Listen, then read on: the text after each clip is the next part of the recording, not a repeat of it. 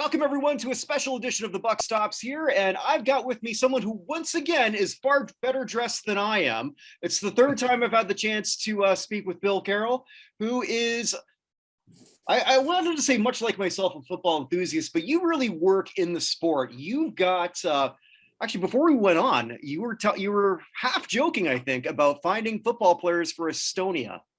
Yes, so only half. Yeah. I have worked some with some foreign leagues, not Estonia yet, but some in Japan, some in Central Europe. Not Estonia yet, but I'm working on it. I'm sure there's a market just waiting to be cracked in Estonia. Finland, shout out to Jarrett Safran, helped to get him on in Finland.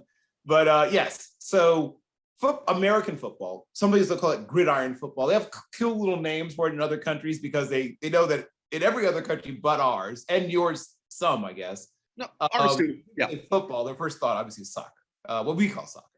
That's what football is to 97.24% of the Earth's population, basically. And then in these two little parts of North America, people may hesitate a moment and think, oh, you must mean this, as opposed to thinking everyone else needs. But yeah, it is a fascinating game to try to sell to some extent to people in other countries. And it's growing slowly, like the traction. And then Mexico has already sort of taken off. And if I had to predict, and I guess I don't, but I've already walked out so far onto the thin ice, I'll keep going. I think at some point there will be some sort of developmental league in Mexico of American tackle football. It is a very fast growing market. American football has done well in the games that it's played in Mexico. And though obviously their number one sport, like most of the places on the planet, is soccer, there's a growing number of young Mexicans who have an interest in playing American style tackle football. It'll never get to the, here, but I think it'll grow to at least where it is like what you see in certain parts of Europe, where it's a fringe sport, but it's a fairly popular fringe sport. Now, another thing you do that I really wanted to talk to you about that's getting a lot, well, it's 'tis the season, as they say. You do a lot of scouting work. Yep. And there's been I saw something that Deion Sanders said recently. Yeah, you already know where I'm going with this. I do. Yeah, because they had a pro day for the HBCUs and 10 teams didn't show up. And when I heard that, and the funny thing is too, I heard that on actually a right-wing sports blog. Again, every time I say right-wing sports blog, I'm still amazed that exists. But they were pretty much saying, like, this is a travesty. Like, right. Because it is. So it tells you when a right-wing sports blog is saying something's gone wrong here. Yeah. Maybe something's gone wrong here. So I will tell you a quick story from about 7 or 8 years ago. Don't quote me on the exact how far back, but a few years back. Jackson State had a pro day. And this wasn't an all HBCU one. This is Jackson State specific. And there were only about 5 or 6 teams represented, but that's fine. I mean, for Jackson State, that's fine. And they ran the 40. Nobody ran less than 4.6. So they literally, every single NFL person packed up and left, right? Every single one. They didn't stick around for bench press, vertical, position drills, nothing. They saw the 40, no one ran less than 4.6, they left. Well, what if you're a defensive tackle? What's the chance you're going less than 4.6? I mean, it's manifestly disrespectful. That's the first thing. And it's your job. You're already there. You know what I mean? Like, what are you missing? I get it that it's Jackson State. It's not priority one, but you're already there. It sticks with me to this day. And I will never be okay with that happening, no matter how much time passes.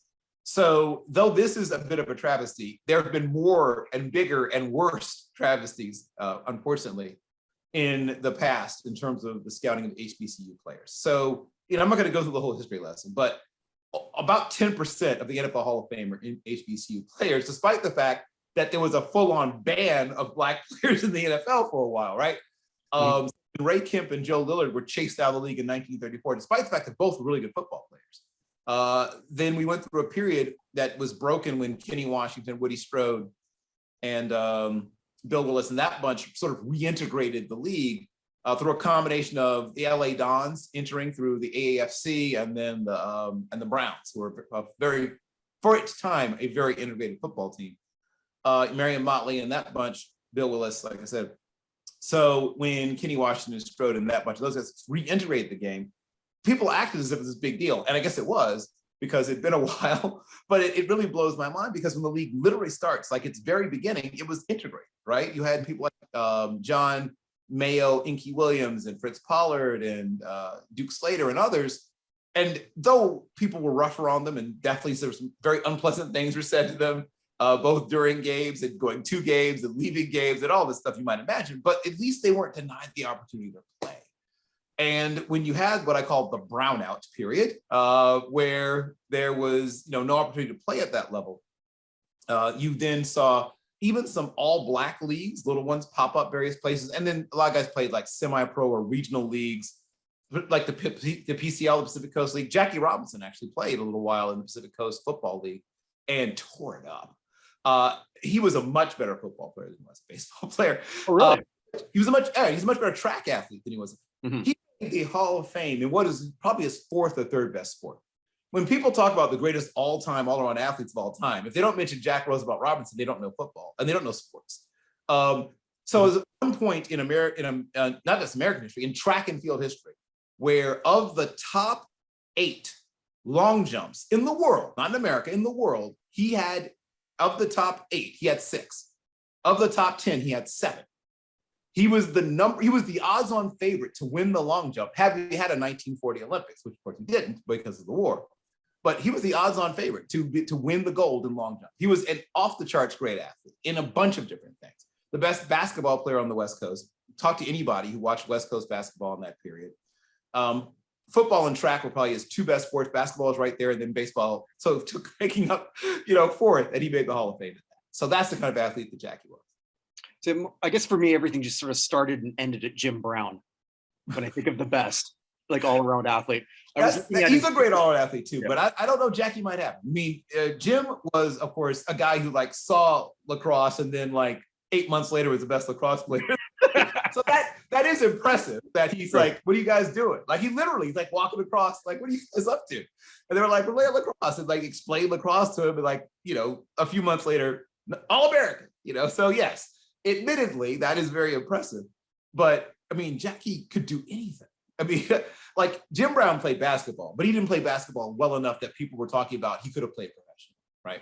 Mm-hmm. Jim played baseball, but no one was saying he could have played professionally. He was a good baseball player, but not a guy. He was never going to play professionally and never going to make the Hall of Fame. Jackie could have made the Hall of Fame in basketball. He could have made the Hall of Fame in football. He did make the Hall of Fame in baseball. And if he concentrated on track and field, if we'd had a 1940 and 1944 Olympics, and he wins golds, and he would have most likely in both, he's in the Hall of Fame for track and field, right? Mm-hmm. No, Jim Brown, but he's not doing all that.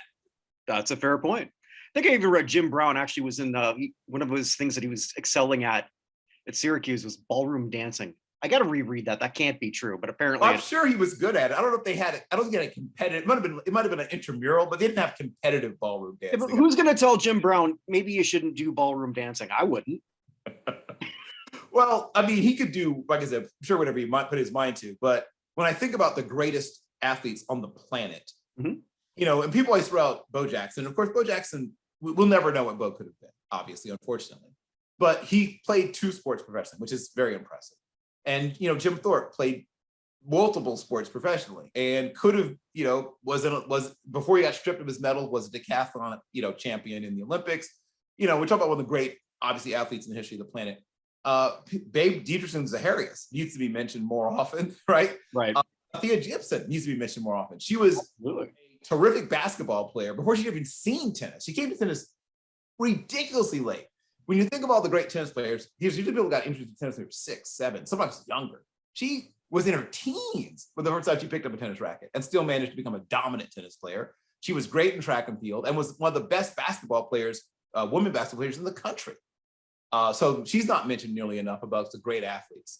So yeah, if we wanted to go down, I have way too much information about this in case you're wondering, Kirk. So if you just wanted to, spend, I don't know, half an hour going through the greatest athletes. Oh, I very easily could. I mean, it's not like I sent you an agenda. But getting back to what we're supposed to be talking about, yeah. There was an entire generation of great athletes coming out of HBCUs who were denied the opportunity to even play football at the professional level. And so when the opportunity began to open back up, it originally only opened up still to Black athletes from white schools. If you went to Wisconsin, if you went to Minnesota, if you went to LA, USC, if you went to University of Illinois, they weren't paying attention at all to HBCU players in the NFL at first. And then Earl Banks at Morgan State and a few other guys started to get guys, in. They weren't being drafted at first, but they were, he's getting a chance to come in as undrafted free agents and trying out and things like that. And really what sort of broke through and changed things was when two people sort of changed this forever. One is a person who now is in the Hall of Fame, Bill Nunn, right? The father of the actor and the son of the person who was the editor-in-chief and co-creator of the Pittsburgh Courier, which was the great Black newspaper in Pittsburgh. And then his sort of counterpart was a man who's not in the Hall of Fame, but should be, Floyd A.C. Wells, the judge, as he called his nickname, here come the judge, who is this Houston, and he was a fascinating individual. His life would make an amazing movie. He was like Zelig, right? If you ever see the old Woody Allen movie, and that the list of people he was familiar with and knew him, it's mind-boggling. Muhammad Ali, it's just a long list. He helped to integrate the basketball program at Houston, right? So you got that first group of Black players that Guy V. Lewis recruited, including Elvin Hayes. He helped to make that happen. He got the fight together when Muhammad Ali fought down in Houston. He knew a lot of people. He knew everybody. He was a photographer by trade, but he did some of everything. He was a fight promoter. He was thinking of dancing, I think he put on a bunch of big shindigs, what I used to call them down in those days. He was a guy that had his hand in some of everything. I think he also did real estate. He did some of everything. But he was also the person that integrated the Chiefs. And the Chiefs became one of the most integrated teams of their time, and including several players from HBCUs and great players, I should say, from HBCUs. Not just good, not just decent. Otis Taylor. And if you look at that team, you look at, and Buck Buchanan and all these other guys, that's him. That's AC Wells. So when you look at the team that happens in Pittsburgh, it doesn't happen. Like, we don't have the dynasty Steelers without Bill Nunn. Right. Because without him, you don't have Stallworth or LC Greenwood or Mel Blount or Donnie Shell, the whole team, much of the team at almost every level owes a big debt to Bill Nunn. So that's what really changed. When these teams become not just good teams, not just contenders, but dominant teams, and they see what this talent that's coming out of here is doing, and you see what a guy like Deacon Jones is doing, who went to not one but two HBCUs, right? Both Mississippi Valley State and South Carolina State, and they both claim him. If you look on their halls of fame, they both celebrate him. But and I would too if I could claim I had Deacon Jones. But these guys changed the face of football. And then the final great hurdle was when guys like Eldridge Dickey and James Shaq Harris, and I even wrote earlier today on Twitter about Willie Thrower, who was the first quarterback in the modern sense. There had been other guys who played quarterback, but it wasn't quarterback as we think, because it was pre-T formation. So in those days, you were playing quarterback. You might throw the ball occasionally, but you're mostly a blocking back, right? The main ball carrier and main passer is actually the tailback in those days in single wing. And then as we go into the late 40s or even the mid 40s, and you see the great success that Clark Shaughnessy has as they didn't use the term offensive coordinator, but it's what we would now call the offensive coordinator with the Bears, revolutionizes the game, right? Because originally the T formation was about deception, not so much about, because about deception to some extent too, but mostly power. You're still running off tackle pretty much all the time. With the T formation, particularly the original version of it, who has the ball, right? Pretty much you can pretty much count on the tailback having the ball initially in single wing. And then you might hand it off, you might throw it, you might pitch it, whatever. But he's more likely going to run the ball. And then the fullback, obviously, and there's like people who get the ball. In T formation, especially if you're in that what they call spinner series, I don't know how much you want to know, how far you want to go down this hole. But there were times when you watch this stuff and it's like, I don't know where the football is. And that's part of what you did. And then when they began throwing the ball off with that, it could be truly, truly devastating.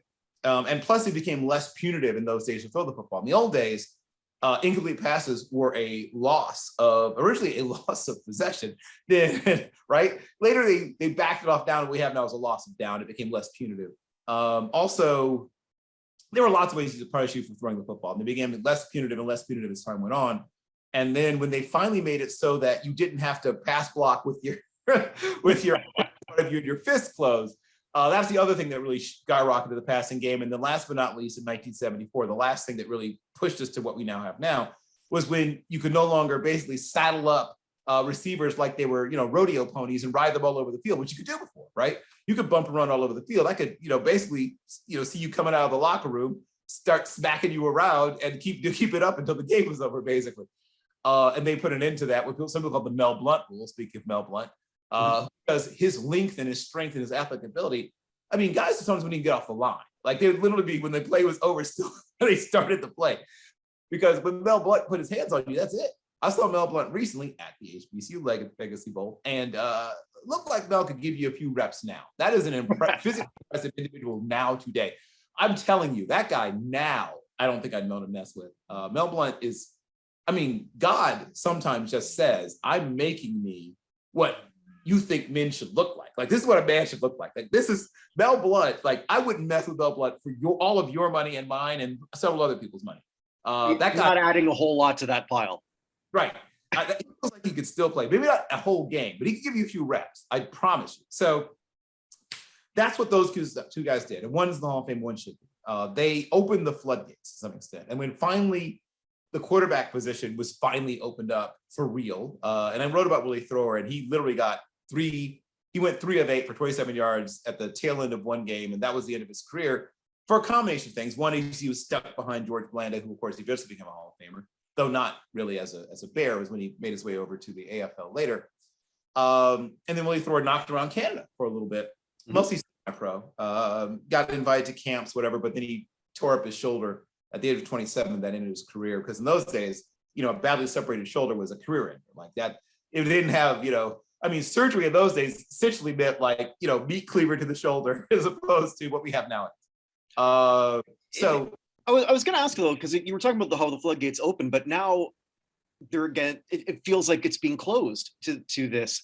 And sure. It's not like we're not aware of this. It's not like there's not enough scouts. I mean, the rosters of coaches scouting on an NFL team is astronomical. So how is this getting forgotten? Well, okay, it's funny you should say, so scouting is very different from team to team. There are teams that have only a handful of full-time scouts and a couple of part-timers, right?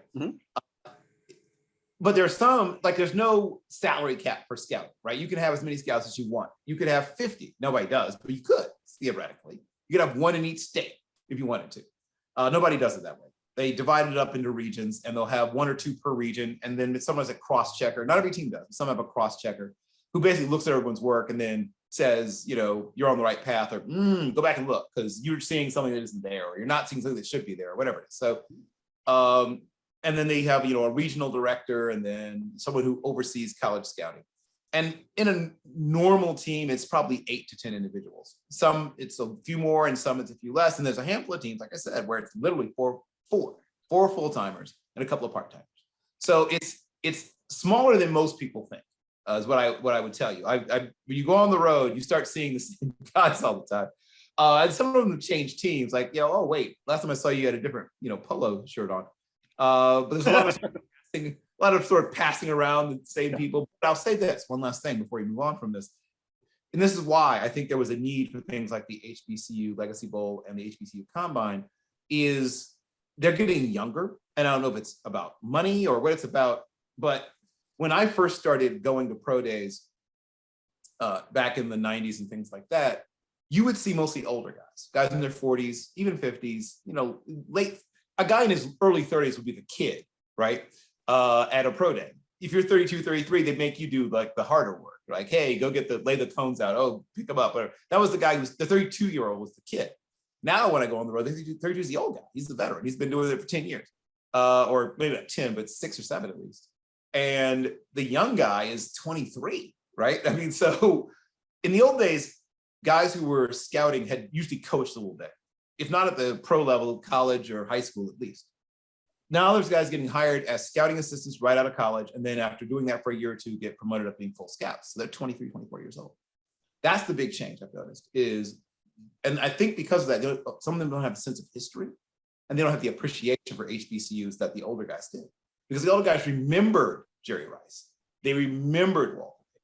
They remembered Steve Air McNair, right? They remembered these guys that, Jackie Slater and these guys that were great players, Hall of Fame level players. And a lot of these younger cats, I get the feeling that this is something that they just don't know. And I never get mad at people for ignorance. I do get mad if you stay ignorant.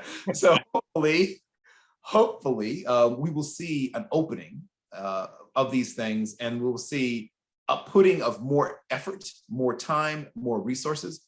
And I was glad there were an HBCU combine, but it was under-resourced, to be perfectly honest. And it seemed to be some of the planning wasn't all the way there.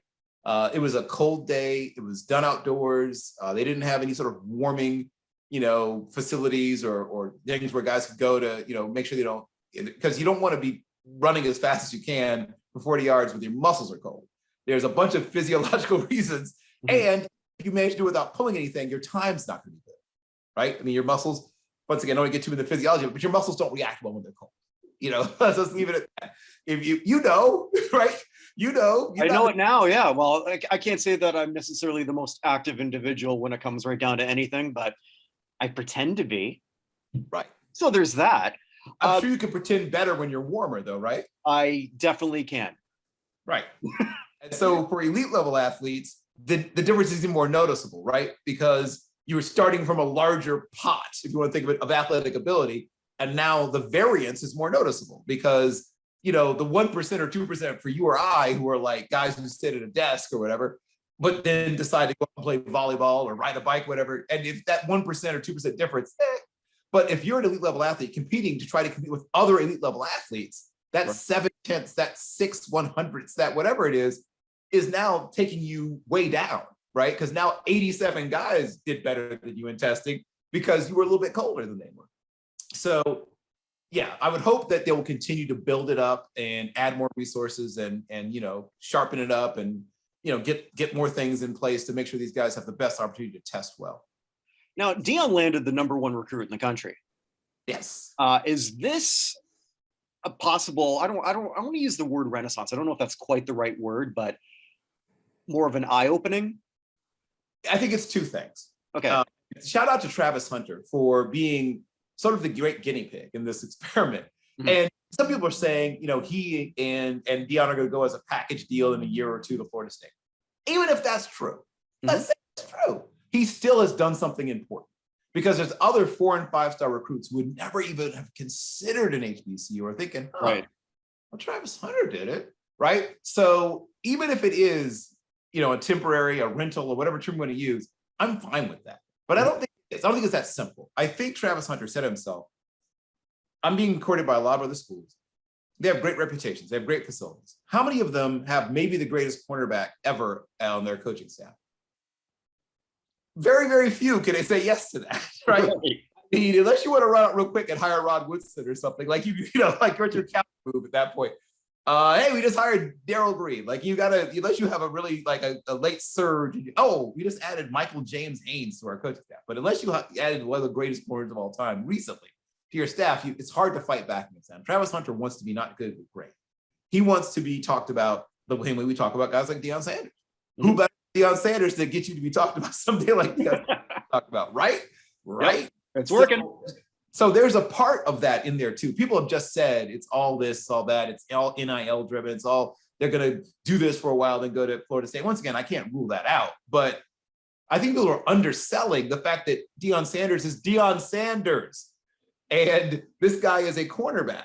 And when Deion says, come to the house, I'm gonna show you something. I mean, if I'm a quarterback, I'm saying maybe I should come by the house and see what you know me. I mean, what do I have to lose? And probably quite a bit to gain. So, like I said, I understand people being cynics. I mean, I'm a bit cynical myself, but I'm also trying to put myself in the mind of an 18-year-old who wants to be a great cornerback. Mm-hmm. A part of me's got to be intrigued by the idea of seeing what Deion Sanders might have to tell me. No, absolutely. Because I remember something, and I might be misquoting because I can't remember everything she wrote. Jamel Hill wrote an interesting piece for SI. Was it S? No, ESPN. She didn't work for SI. Yeah. Where she didn't suggest that all Black kids go to HBCUs, but she basically said, "What if?"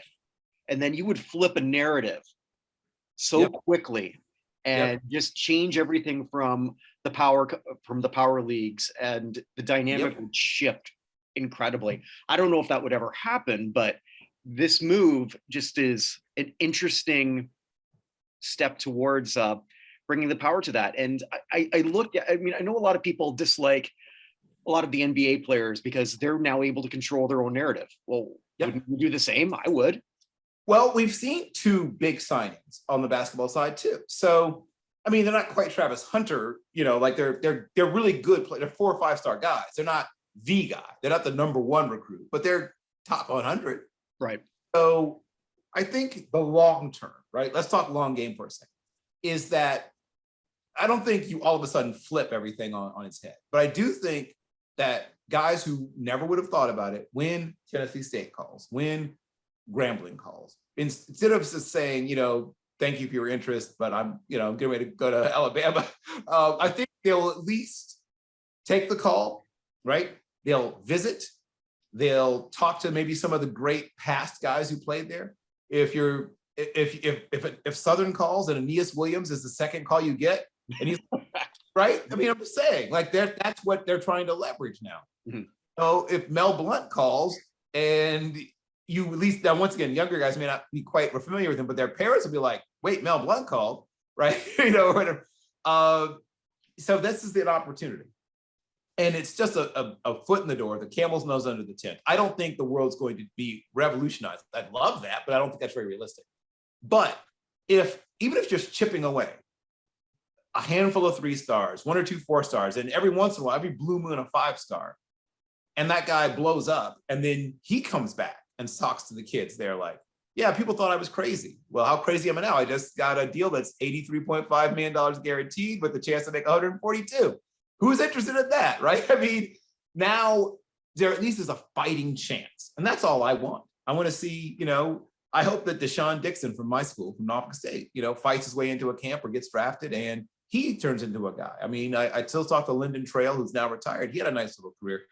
But we're not, I mean, no offense to any of those guys that just named. Those guys weren't 5 stars, right? Those are 3 2-star guys. If we start legitimately landing 4 and 5 stars, even occasionally, at the HBCU level, 2 things happen. One is you're going to start to see there's a certain amount of attention being paid now, but think of how much more attention we've paid when they now can, they're not just talking about the coach, they're not talking about the players. They're not saying, wow, you know, turn on ESPNU on such and such night, you're going to see Travis Hunter versus, you know, this other guy who was a 4 or 5 star recruit. This 4 or 5 recruit wide receiver or quarterback is going to face Travis Hunter, the number 1 player in the country at corner. Now there's more eyeballs. Mm-hmm. And now high school kid, right? Now that's why he takes the phone call, right? It's cool that it was a famous coach calling him or whatever, but now he's realizing these guys are going to be drafted in the first round are playing at this place where this person's calling from. And it's not Alabama, it's not LSU. I mean, those guys are still going to call. Like Alabama and LSU are not going to seed the field. I can tell you that now. But like I said, they're still going to get 90% of the top talent. They're always, the big schools are always going to, I mean, I don't think that's ever going anyplace. Mm-hmm. If you can start chipping away, right? Every couple of years, you get a 3 star. Every couple of years, you get several 3 stars every year, sorry. But every couple of years, you get a 4 or 5, right? And you get a top 50 or 100 guy every couple of years. Now the game changes. So in your own personal experience, or who's sort of the one guy that you thought, okay, I see something in this kid, but nobody else did? Well, it's funny. He just recently signed a couple of days ago. Now his signing's been overshadowed by a deal that took place today. But Teron Armstead was a very big deal to me. Mm-hmm. And I've known him on and off a little bit. 8-time All-American in track and field, right? Set a bunch of discus and shot put records in high school, and then goes to AUPB, right? Arkansas University Pipe Bluff, and is a terrific track and field athlete, explosive, powerful. He was my tackle 1, and people were like, over Lane Johnson, you're crazy. And I get why people would say that. And Lane Johnson's a great, great player. I'm not denigrating Lane Johnson. He was my number 2. I mean, if you're my number 2, I still like you a lot. You know, if you're the number 2 at a position, of all the players I've seen, I've watched hundreds of players, I still like you. I just thought that Teron Armstead was even more powerful, even more explosive. And I thought that there was more to be developed with him. Lane Johnson wasn't also somewhat raw because the guy was a quarterback, later a tight end, later a tackle. They both were guys that sort of had some more growth to go, but I thought that Terron Armstead had the opportunity to even become greater later, right? Further down in his career. I thought Johnson would probably be better early, but I thought eventually Terron Armstead might overtake him. So we'll see. They both have been great tackles in the league for a while, but I think Terron Armstead will have a better finish to his career. We'll see if I'm right or wrong. Has there been anyone that just sort of disappointed you in what? You always remember your losses, Kurt. Yeah. I give you a nice little list of guys that, the guys. For me, it's misdates in high school, but that's my losses. Yeah, right. Yeah. I was a huge fan of a kid named Ryan Moats, a running back. And unfortunately, he's mostly remembered for a near-death experience he had with the police pulled him over while he was trying to rush his wife to the hospital, and guns were drawn, kind of crazy foolishness. Yeah. Welcome to being Black in America. And so people should remember for like the lawsuit and things like that. But unfortunately, injuries derailed his career, like it happens to many players. And sometimes it's not even injuries. Sometimes a guy just doesn't pan out. I mean, Cedric Faison is another running back I love to come out of Florida. But I'll give you the number one, the capstone of my failures as a talent evaluator. The one that will go on my gravestone was a guy named Andre Woodson from Kentucky, who's now a coach, and I wish him all the best. I remember a game against Louisiana State when the LSU was loaded, had pro talent all over the field. He carved them up. I was already a big fan of his, but I could never let it go. How he just picked them apart. And some of his mechanics were a little wonky and things like that. But I just sort of said, I feel overcome that. And I was like, yeah, just wait till he gets the NFL. And then he gets drafted in the 6th round by the Giants as a backup for a little while, knocks around a little bit, and is out of the league in a few years. And I mean, that was the one I'll wear for a while, because at one point he and Matt Ryan, speaking of people who made the news recently, were like neck and neck in my quarterback rankings. And that I'll wear that one. Like that one I'll go with forever, because I really thought he was going to be great. Not good, great. Oh my God. I was bothering everybody about Andre Woodson. Yeah, that was the one. That's the one. Like there's lots of them, but that's the one that I'll never forget. I'll never live down.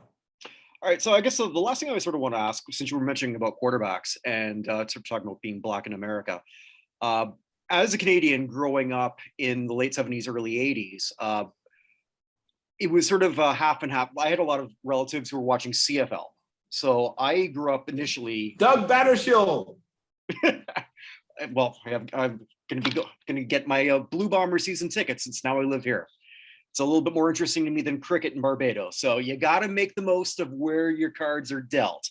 But I grew up with thinking Warren Moon was the best quarterback of the time, because I watched just as much CFL, and he was leading Edmonton to Grey Cup after Grey Cup after Grey Cup, and calling it just what it was. He didn't get that opportunity because he was an African American, and yes, 100%. Yeah. And he had to go that route.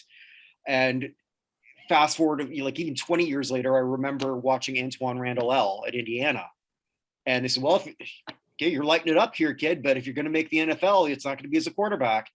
Yeah. Are we finally done with this? I mean, done is probably a strong word, unfortunately, Kirk, but we have come a long, long way.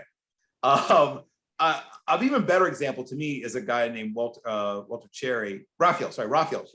And the thing about Antoine, who was, speaking of great all-around athletes, led his high school team to the state championship, or no, they lost in the state championship, but to a great state championship in Illinois. I saw him play high school ball here in Illinois. Terrific all-around athlete. I don't know if he played baseball, but if he did, I bet he was good at it. He was a terrific basketball player.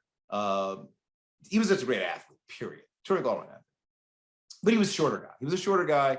And so that's a bad combination. If you're athletic, Black, and short, I mean, that's, so that's what I knew when we saw both Russell Wilson, athletic, Black, and short, and then Kyler Murray, athletic, Black, and short, managed to not be asked to work out any other position, that we had come a long way.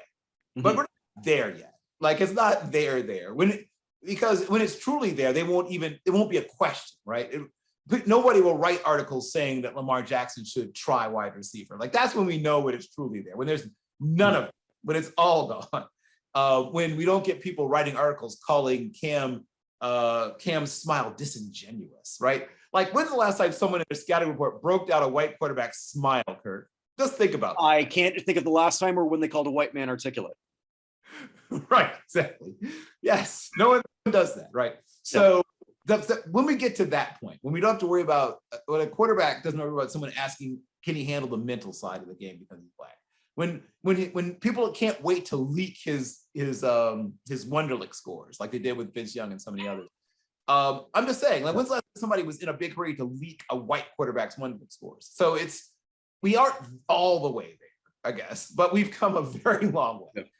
There's still a ways to go, but it's not, oh my God, it's so much better than it used to be. When I first started going to pro days and writing about players, and I mean, these awful questions that people would ask about black quarterbacks. I mean, mind-boggling questions. God bless Doug Williams and Shaq Harris and Marlon Briscoe and Eldridge Dickey and all those people who went through, I mean, Willie Thor, any of them, all of them, the things they had to go through. Oh God.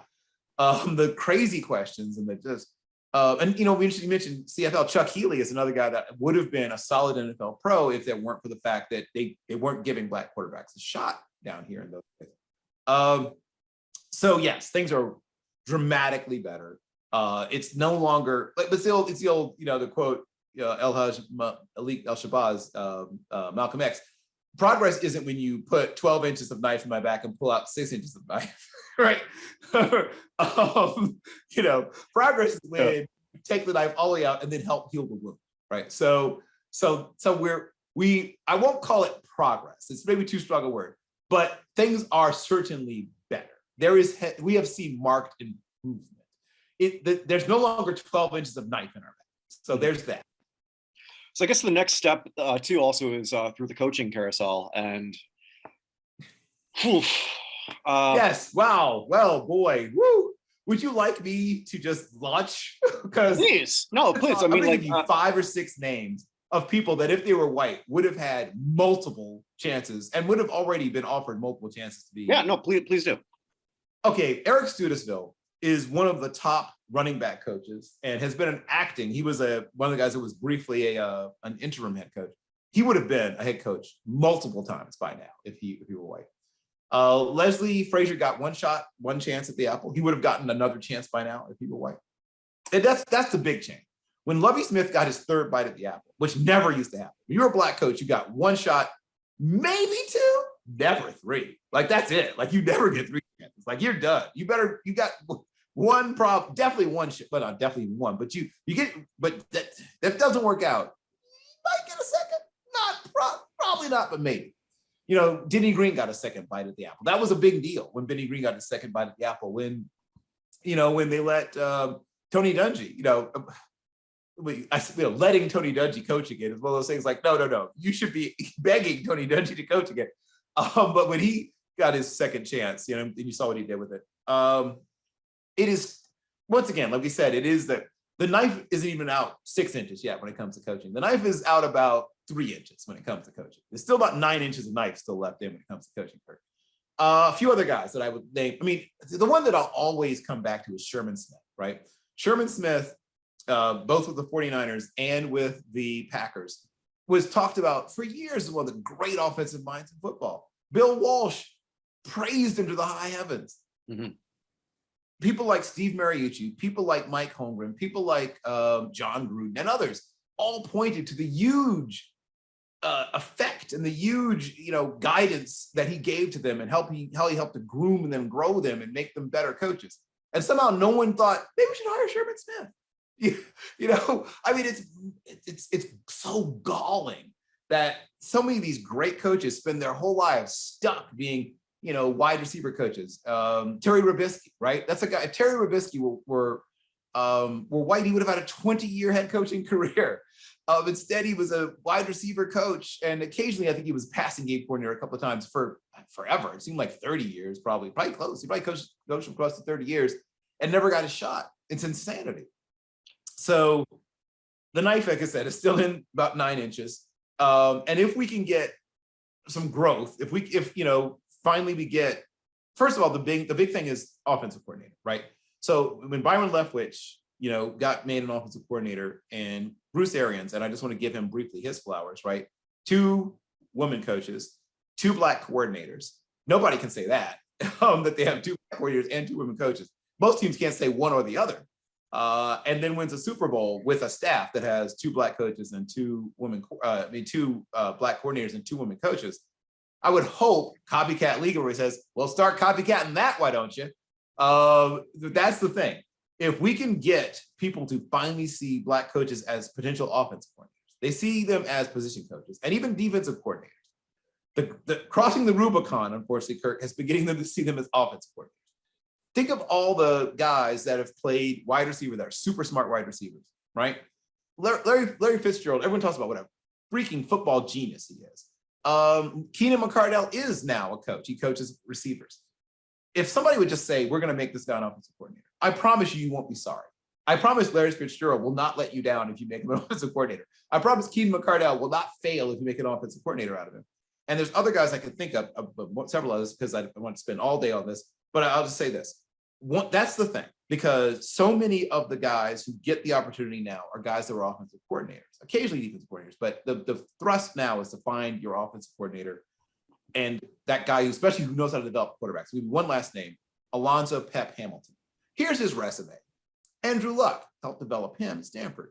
Here's a few more guys he's worked with. It's a pretty decent little resume he's put together.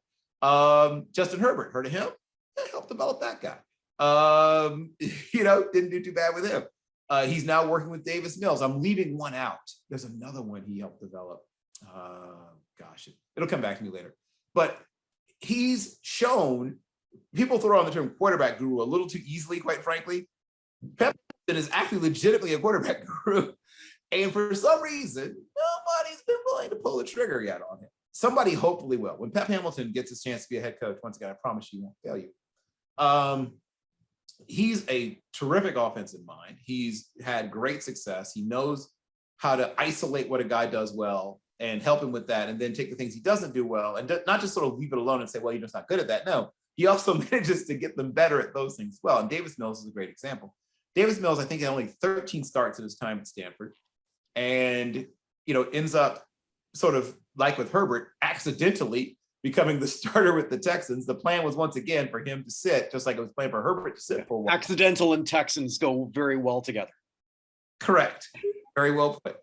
And so he takes this kid who only had 13 starts, if memory serves it correctly, might have been less, but I know it wasn't more than 13, in college. And it was rough at first, which you would expect for an inexperienced guy. But look at the growth from week 1 to week 3, week 3 to week 6, week 6 to week 9. I mean, you saw this guy get better. And part of it's Davis Mills too. I don't want to sell him short. He worked his butt off and he's a talented kid. But Pep Hamilton had a huge hand, and he's about to, I think, kind of blow up a little bit. And if he does, if he becomes what I think he's going to be, somebody should be knocking over their grandmother to hire Pep Hamilton. And if that doesn't happen, it tells you, once again, the knife is still stuck 9 inches in. One thing interesting that I was sort of following was the Brian Flores lawsuit. And I think with that, and this is just my take, I could be completely off on this, but I'll put my opinion out there. Right lawsuit, wrong guy to do it. Well, there's a lot going on there. And I don't know if you want to do a whole show on this, but at some point, if you've got the time, yeah. Brian Flores, who was a pretty good linebacker himself back in the day. I've watched Brian Flores for a while. He's a strong-minded, like most NFL coaches, doesn't lack for ego, very strong-willed, very strong-minded, has strong opinions about things. And so you had this dynamic young coach and dynamic young GM combination at Miami when you had Chris Greer and Flores. And unfortunately, and they were working very well at first until they came to loggerheads over the development or non-development, what you say or what you see or whatever, of Tagovailoa. And it was eventually became essentially a loser leave town match, right? Where only 2 men enter, 1 man leave, like, the octagon. And so these two very competitive individuals locked horns. The organization backed Chris Greer, which I understand. He's your general manager, and you think he's got a bright future as a general manager. I still think Brian Flores, we'll see what happens. I mean, if he coaches again at the head coach level, I think he'll still continue to coach well. He's a guy that won consistently with rosters that I think were subpar. road, middle of the pack. I mean, Yeah. not exactly star-studded, but he definitely waged war to some extent with his own general manager, which is, always the best thing to do. Right. And I think, he some things were said to him about him, and he said some things to and about others, and it spiraled. Here's the last thing I will say: the ownership there, Stephen Ross is another guy who has strong opinions and isn't always willing to take advice, even good advice. I think that he's a little more involved in certain things than he probably should be. Not Jerry Jones level involved, because that's Olympic gold level involved, but nobody does that. But he literally named himself general manager. You can't go farther than that. Like, that's as far as you can go as an owner, and sort of not understanding what you probably should be doing as an owner. But Stephen Ross is still a little more involved than I think is ideal for ownership, which is hiring people and then backing away. That's what I think probably it should be. He's a little more still sort of hanging around the process and asking questions, and not just the questions you should be asking, but like questions that probably owners don't need the answers to, because what are you gonna do with that information? Is that information that an owner probably needs? But yeah, so Brian Flores ran into things in his coaching life that were undoubtedly racially based, because that's what you run into. The NFL still holds Black coaches to a higher standard and makes them pass through more filters.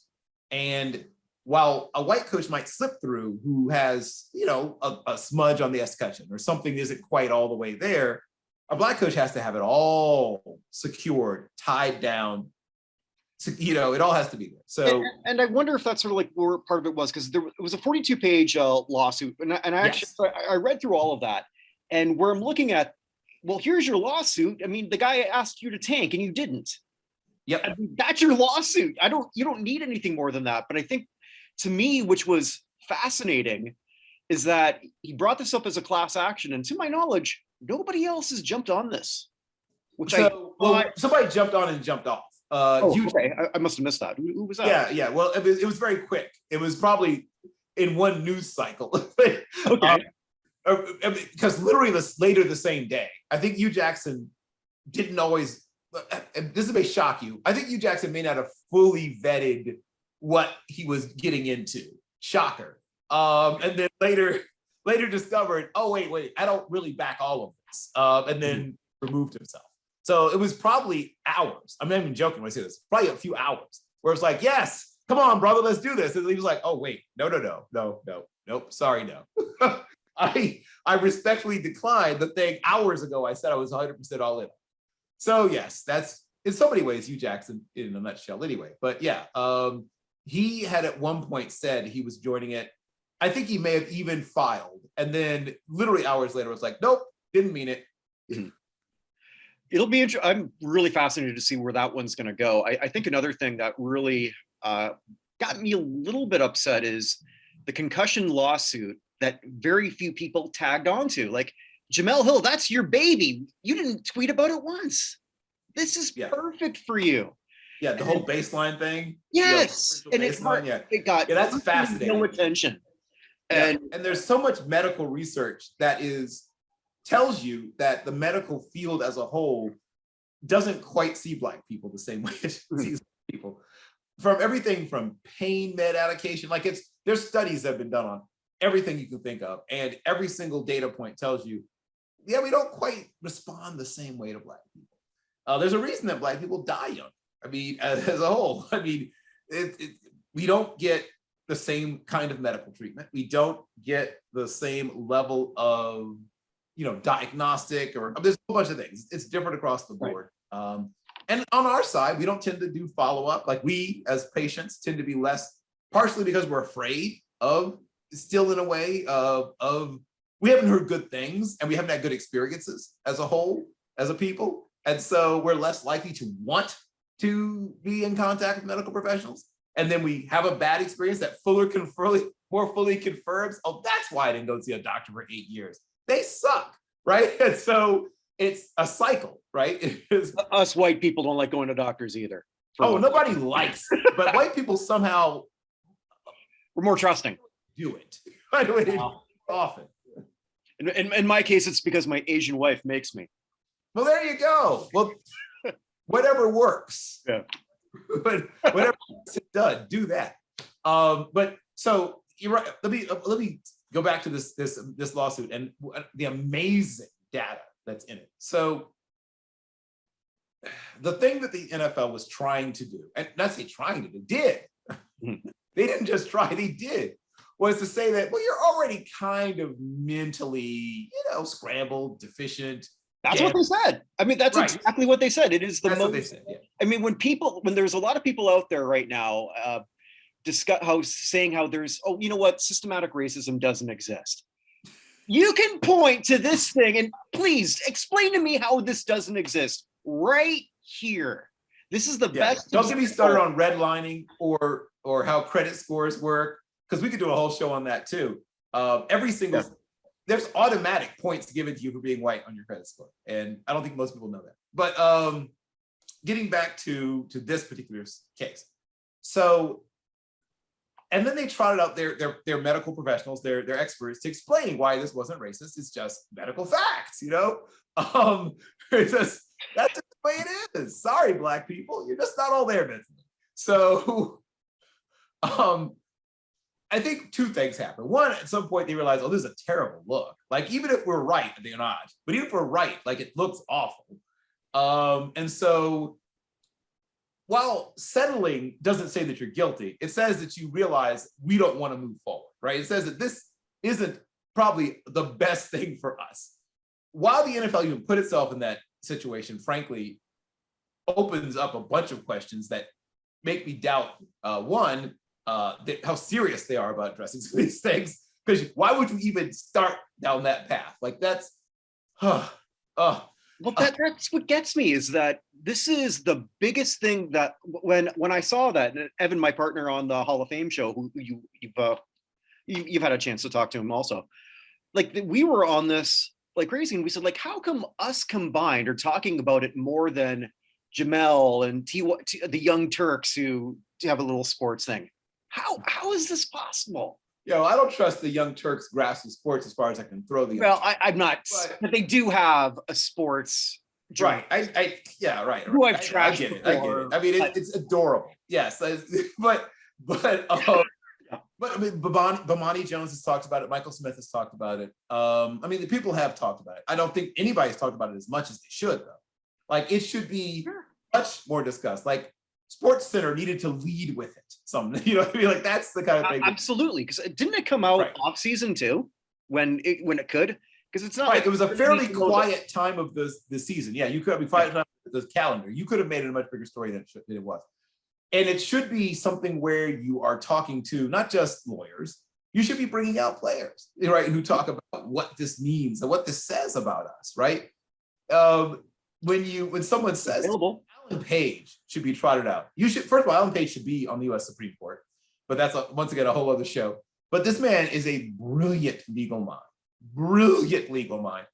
I mean, there's probably not 100 lawyers in the country who are better. I mean, who have a better grasp, lawyers and judges in the country, a better grasp of the jurisprudence, the legal process in America than he does. He's probably in the top 100.